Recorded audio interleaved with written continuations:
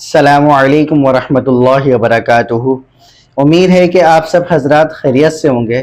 اللہ تعالیٰ سے دعا ہے کہ اللہ تعالیٰ آپ سب حضرات کو خوش رکھیں، آباد رکھیں۔ کل کا ہمارا سبق تختی نمبر 13 کے بارے میں تھا اور آج کا ہمارا سبق تختی نمبر 14 کے متعلق ہے۔ شروع کرتے ہیں، بسم اللہ الرحمن الرحیم۔ تختی نمبر 14 مشق کی تختی ہے، تختی نمبر 12 کی مشدد حروف کی مشق کی تختی ہے۔ جس طرح تختی نمبر 13 تھی اسی طرح تختی نمبر 14 ہے۔ اس کا پہلا لفظ ہے مرو، اس کی ہجے اس طرح ہوگی، میم را زبر مر، را واو پیش رو، مرو، وقف میں مرو، کیونکہ واو ساکن ہے اس لیے رواں اور وقف میں ایک جیسا پڑھیں گے۔ اسی طرح دوسرا لفظ ہے ربی، اس کی ہجے اس طرح ہوگی، را با زبر رب، با یا زیر بی، ربی، وقف میں ربی۔ اسی طرح دوسرا لفظ ہے مدت، اس کی ہجے اس طرح ہوگی، میم دال پیش مد، دال تا زبر دت، مدت، وقف میں بھی مدت۔ اب میں آپ کو وہ لفظ بتاتا ہوں جن میں اکثر غلطی ہوتی ہے۔ اگر آپ بچے کو پڑھا رہے ہیں تو اکثر بچے اس میں غلطی کرتے ہیں۔ اس میں سے پہلا لفظ ہے احدتو، اس کی ہجے اس طرح ہوگی، حمزہ زبر آ، ہا تا زبر حد، احد۔ اصل میں ہا کے بعد تواں ہے اور تواں ساکن ہے، اور تواں کے بعد ہے تا جس کے اوپر تشدید ڈلی ہوئے، تو تشدید سے پہلے جو ساکن والا حرف ہوتا ہے اس کو چھوڑ دیتے ہیں، اور جو پہلے والا حرف ہے جس پہ علامت ڈلی ہے زبر کی، اس کو تشدید والے حرف سے ملا کر پڑھتے ہیں۔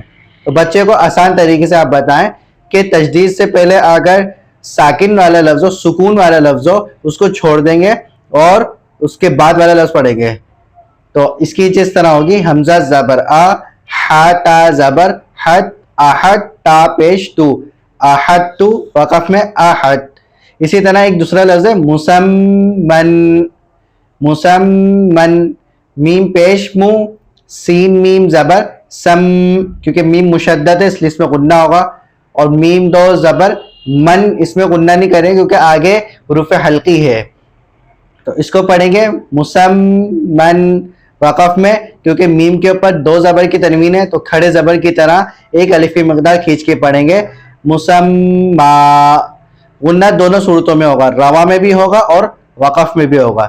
اسی طرح ایک دوسرا لفظ ہے سامیریو، اس میں بھی عموماً بہت زیادہ غلطی ہوتی ہے۔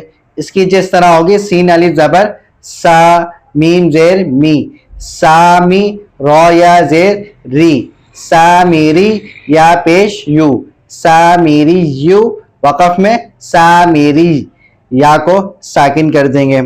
اسی طرح ایک لفظ ہے والتینی والزیتونی، اچھا اس کو چاہے آپ ملا کے پڑھیں، والتینی والزیتونی اس طرح پڑھیں، یا والتینی الگ پڑھیں والزیتونی الگ پڑھیں، دونوں صورتوں میں پڑھ سکتے ہیں، دونوں صورتوں میں پڑھنا ٹھیک ہے۔